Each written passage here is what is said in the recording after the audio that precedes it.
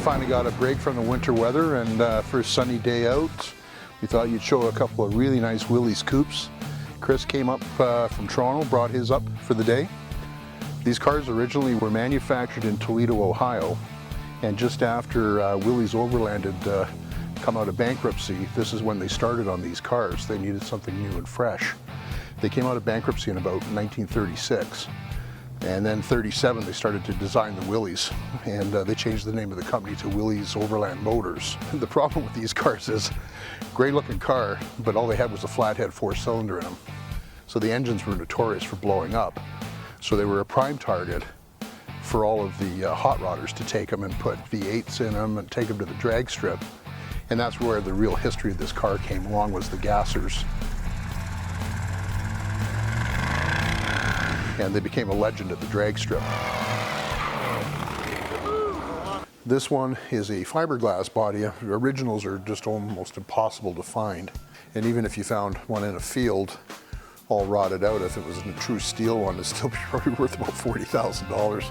So a lot of manufacturers are doing these fiberglass shells, and the quality of them is pretty good. This one has the LS Corvette motor in it. The true favorites, they like to put blown, either big blocks with blowers on them or Hemis with blowers in them. That seems to be the typical style of this car. Most of them are tubbed out at the rear, which allows for the much bigger tire.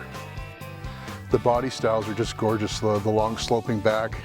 These were considered fat fender cars, sort of 1936 to 40, 42-ish. You would see these cars, and they're just a great style. In 1940, they went with the split grille, and then in 41, they went with the fine tooth grille, where it was solid without any center section. This car we did approximately about 8 years ago now, and what this is a stroked small block Chevy, and we did this injection unit. It's actually carbureted, it's hidden underneath. You can see here.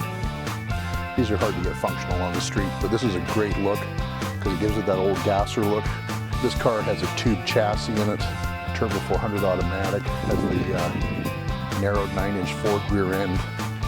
As you can see here, we took the purple real fire paint all through the front, and then we've dragged it inside with the purple in the seats and the door panels. This is a very neat car. Over the years, this is one, I would say probably 30+ trophies, Chris. Still picks up best paint after 8 years. It's got a few marks in it, but Chris drives it. Hi, my name is Chris Hayes. I'm from Mississauga, Ontario. I've always dreamt of owning a 1941 Willys Coupe since I was 15 years old. I watched a movie called Hot Rod that most hot rodders watch, and they dream of owning one of these vehicles. I purchased an all-steel vehicle back in the late 70s, and I started rebuilding it to be a gasser, which is the front end is high and the back end is low. But then I was injured at work where I broke 3 vertebrae, and the car sadly had to sit in a garage and for about maybe 8 to 10 years, and I finally decided that I had to get rid of the car. When it left, I actually cried, and I came inside and I was just crying like a baby, because your dream has suddenly gone. We went for a drive one day, and we came across in Innisfil at the time Radical Rods and Rides, and there was a big trailer out there with the Willys on it, and my wife says, why don't we just take a look inside here? And I went, okay.